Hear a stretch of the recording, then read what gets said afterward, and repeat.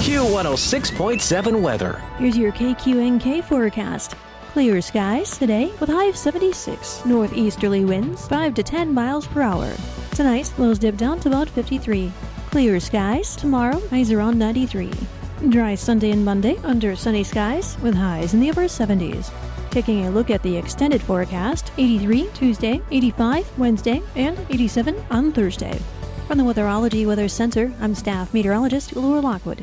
Right now, it's 61 degrees. Kansas Information Network News. I'm Karen Johnson.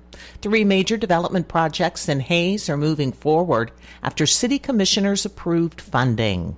The investment you guys are making in downtown is just fabulous. It already is a destination, and you guys are ensuring that continues. And I know you're going to do more things all over the place. I'm sure. I can't wait to see what's in your future.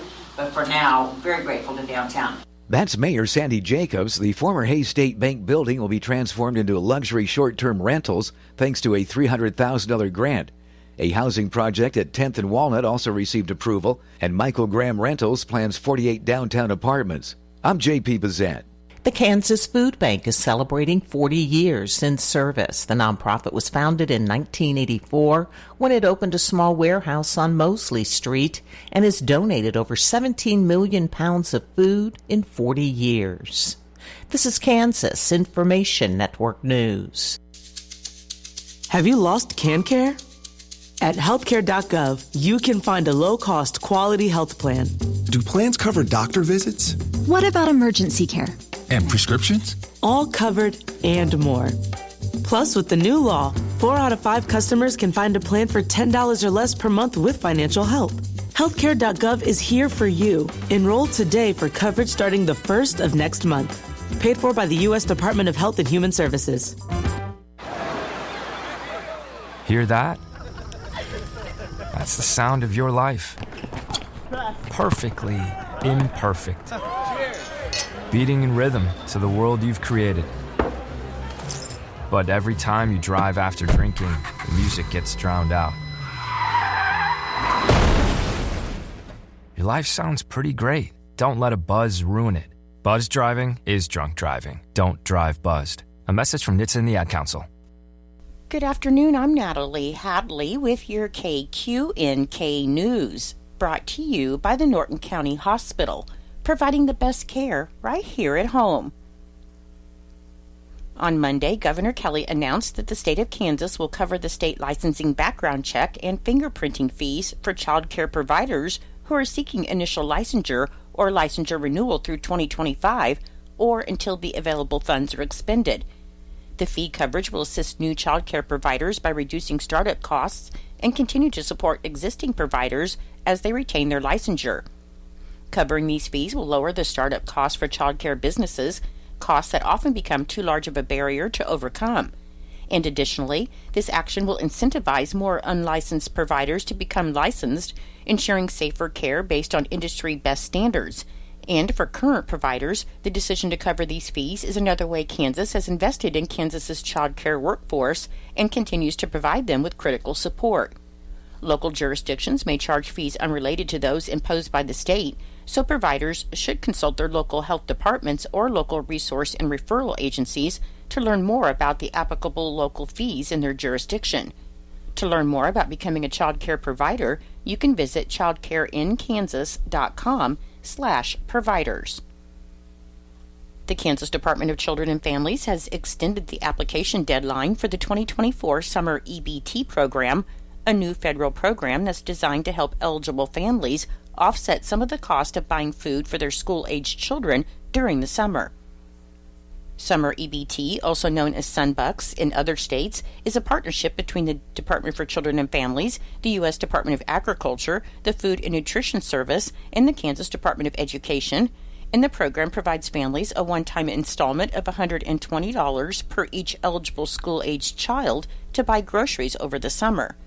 Applications will be accepted through the Department for Children and Families online self-service portal at dcfapp.kees.ks.gov until 5 p.m. on Tuesday, October 15th, and families will need to use their existing account through the Department for Children and Families self-service portal or create an account to apply. Children may be eligible for the program if the child attended a Kansas school offering the National School Lunch or School Breakfast program and the household income met the requirements for free or reduced price school meals at any point during the 2023-2024 school year. Or the school-aged child, aged between 7 and 17 years old, received food assistance, TANF, and or foster care benefits at any point during the 2023-2024 school year. To learn more about the summer EBT program, you can visit dcf.ks.gov. Lieutenant Governor and Secretary of Commerce David Tolan announced that $250,000 will be available through a third round of Strategic Economic Expansion and Development, or SEED grants, and the SEED program supports economic development and revitalization efforts in smaller counties across Kansas through investments in quality of life initiatives. Tolan said SEED grants are a vital part of their commitment to ensuring every community in Kansas has the opportunity to succeed.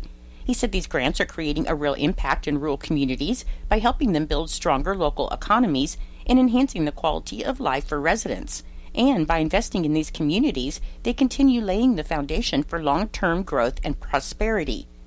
Local governments, economic development organizations, chambers of commerce, and other organizations in towns not previously awarded a SEED grant are eligible to apply, and applicants must provide a minimum 10% match and complete the project within 12 months of receiving the grant funds. The SEED grant applications are currently open and will close at 11:59 p.m. on Monday, November 8th, with the grant awardees to be announced in mid-December. For more information, you can visit kansascommerce.gov. I'll be back with more in just a moment. As cold and flu season approaches, Norton County Hospital and Clinics is here to keep you healthy. Follow these simple tips to stay well. Wash up often and scrub hands for at least 20 seconds. Cough into your elbow to prevent spreading germs. Avoid sharing food and utensils. Get the shot. The flu vaccine is your best defense. Keep your distance from anyone who's sick. And if you're feeling unwell, stay at home and recover. Stay healthy and enjoy a flu-free season. Governor Kelly has proclaimed the month of October as Childhood Lead Poisoning Prevention Awareness Month, as the Kansas Department of Health and Environment is committed to reducing childhood lead poisoning in the state due to its irreversible and lifelong health effects. Kansas Department of Health and Environment Chief Medical Officer Dr. Derek Troughton said children under the age of 6 years old are at a greater risk for lead poisoning, and this is because they're growing rapidly and tend to put items and their hands in their mouths, play in dirt, and explore their environments through touch and taste. And these developmentally normal behaviors in young children place them at high risk of lead poisoning if they live in an older home with peeling or chipping lead paint, or in homes with bare soil that has been contaminated with lead. Exposure to lead has been shown to result in learning and behavior problems, even at low levels, and most of the children in Kansas are exposed to lead through lead-based paint, contaminated lead dust, and older water pipes and plumbing. There are other ways for children to be exposed. However, there are also many things you can do to protect your family from lead exposure. In Kansas, 11.7% of children less than 6 years old were tested for lead poisoning from 2019 to 2023. So if you suspect your child may have been exposed to lead, talk to your child's health care provider about having your child tested for lead in their blood, as there's no safe blood lead level in children, and the only way to know if a child has been exposed is to get a blood test. For more information and resources to support the Kansas Department of Health and Environment's work on childhood lead poisoning and prevention, you can visit kdhe.ks.gov/lead-free-kids. It's a busy time for farmers with fall harvest underway, so the Kansas Highway Patrol would like to remind motorists to use more caution and patience when traveling around farm trucks, tractors, combines, and other implements. Lieutenant Candace Brechers, the Kansas Highway Patrol Public Information Officer, stated that as the busy farming season is underway, each traveler in Kansas needs to be more aware of increased farm implement and truck traffic, because in Kansas there are many trucks exiting and entering the roadways at any given time, and traveling around these vehicles requires extra caution. Most farm equipment is not designed to travel at highway speeds and may only travel 15 to 25 miles per hour, and farm equipment is often wider than the lane of traffic, so extra room should be allowed when sharing the road. Caution should be practiced on all roads, but especially on busy rural roads with unmarked intersections. Some tips to keep in mind include to not assume the farmer knows that you're there, pass with extreme caution. When a farmer pulls to the right side of the road, it does not necessarily mean it's turning right or allowing you to pass. Be patient. Think of the slow-moving vehicle emblem as a warning to adjust your speed, and pay attention, because when you're not focused solely on the road, you increase your chances of a collision, especially if you should come upon a slow-moving farm vehicle. Funeral services for Sonia Montgomery, 89, formerly of Norton, will be held at 10 a.m. tomorrow, Saturday, October 5th, at the Norton Christian Church, and burial will follow in the Norton Cemetery. A visitation will be held from 5 to 7 p.m. today, Friday, October 4th, also at the church, and memorial contributions may be made to the Norton Christian Church or Manhattan Christian College and sent in care of Plummer Gobber Funeral Home, 215 West Main Street in Norton. Condolences may be left at plummergobber.com. Massive Christian burial for Annaline Lacey, 105 of Norton, will be held at 2 p.m. tomorrow, Saturday, October 5th, at the St. Francis of Assisi Catholic Church in Norton, and burial will follow in the Norton Cemetery. Visitation will be from 5 to 7 p.m. today, Friday, October 4th, at the Plummer Gobber Funeral Home, and a wake service and rosary will follow the visitation at 7 p.m., also at the funeral home. Memorial contributions may be made to the St. Francis of Assisi Catholic Church or the Lewy Body Dementia Association and sent in care of Plummer Gobber Funeral Home, 215 West Main Street in Norton. Condolences may be left at plummergobber.com. I'm Natalie Hadley. Your KQNK News was brought to you by the Norton County Hospital. You can call the Norton County Hospital at 785-877-3351 for all of your health care needs. Kansas Agriculture Network News. Good day, everyone. I'm Greg Akagi. As you might have heard, the International Longshoremen's Association and the U.S. Maritime Alliance announced yesterday evening that they've reached a tentative agreement to end the strike that has crippled East and Gulf Coast ports since Tuesday. The labor contract between the two sides has been extended to January 15th next year, which will enable all parties to return to the bargaining table to resolve the issues. Mike Seifert, president and CEO of the National Grain and Feed Association, released a statement last night saying it's a relief that the tentative agreement has been reached and that the ports will be open for business once again.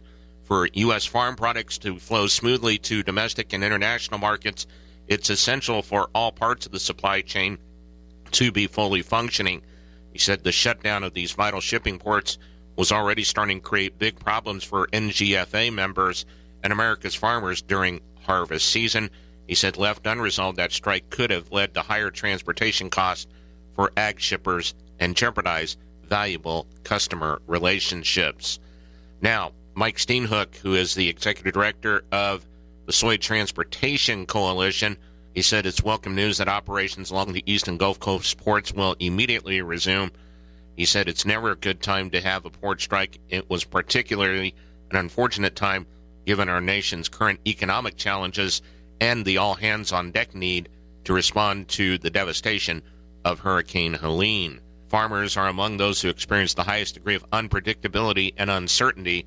He said despite the challenges, farmers show a remarkable ability to predictably and reliably provide food for U.S. and international customers. Therefore, not unreasonable to insist that port workers and port operators operate to a similar degree of reliability. This is the Get ready for the ultimate aerial thrill. Thunder Over the Heartland Air Show. Presented by CoreFirst Bank and Trust. October 11th through the 13th. Experience heart-pounding excitement with the U.S. Air Force Thunderbird and world-renowned aerobatic star Rob Holland. Don't miss the spectacular night show with Nathan Hammond lighting up the sky with fireworks and pyrotechnics. Sparks will fly and the sky will shake at this incredible 3-day event. Get your tickets now at thunderairshow.com. I'm a pretty great multitasker. I can wash dishes and do laundry. I can roller skate while walking my dog. I can even order lunch while doing my homework. but I can't use my phone while driving. A distracted driver is one of the leading causes of death in the United States. So when it comes to driving, please, don't be a multitasker. Don't drive distracted. A message brought to you by the National Highway Traffic Safety Administration, Project Yellow Light, and the Ad Council. Kansas Agriculture Network weather. I'm meteorologist Dan Holliday here on the Kansas Agriculture Network. Well, the Kansas Drought Monitor was released yesterday, and once again, we see about 46% of the state in some sort of drought or at least abnormally dry. Conditions are worsening just a little bit, especially after this long stretch of dry weather that we have been in.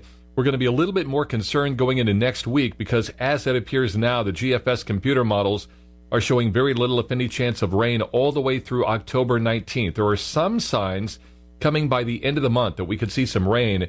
And usually this is a time of year that is pretty active for us. We get a lot of rainfall across the state, but just not happening right now due to the pattern we're in. In fact, the western two-thirds of the country, pretty much most all of the country, is dealing with some sort of dry weather. So 44% of the state is at least abnormally dry. 40.5% is in a moderate drought, and that includes areas of central Kansas where when we have gusty winds tomorrow and elevated warm temperatures, that is going to mean we'll have some fire danger threat. Severe drought extends over mainly parts of south central and southeastern Kansas, the extreme north central part of the state near Beloit, and northwestern Kansas in and around Goodland. For northwestern Kansas today, sunny with a high temperature in the mid-70s. It'll be breezy at times. Clear tonight, our low in the low 50s. Sunny on Saturday with a high 92.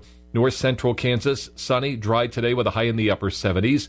Clear in 50s tonight. Then tomorrow, windy and hot. This is where we're concerned about the fire danger threat with a high 95. Northeastern Kansas, sunny, not as warm. Today's high in the low 80s. Clear tonight and 62. For southwestern Kansas, very warm today. Our high temperature in the upper 70s. Clear in mid-50s tonight. South central Kansas, sunny today with a high in the mid-80s. Southeastern Kansas, sunny near 90 later on this afternoon. This is the Kansas Ag Network. Now. We tend not to think about now. We dream about tomorrow, relive yesterday, but sometimes we don't see what's right in front of us. Victory over cancer is in front of us. Right now, cancer research is saving lives. Cancer research funded by the V Foundation is leading to new discoveries and new treatments, and ultimately, one day, victory over cancer. Right now, 1 out of every 2 men and 1 out of every 3 women will get cancer in their lifetime. Now is your moment. You may save someone you love. The V Foundation has the skill, the speed, and the strength to achieve victory over cancer. Because today's cancer research is tomorrow's victory. Learn more at V.org. Don't give up. Don't ever give up.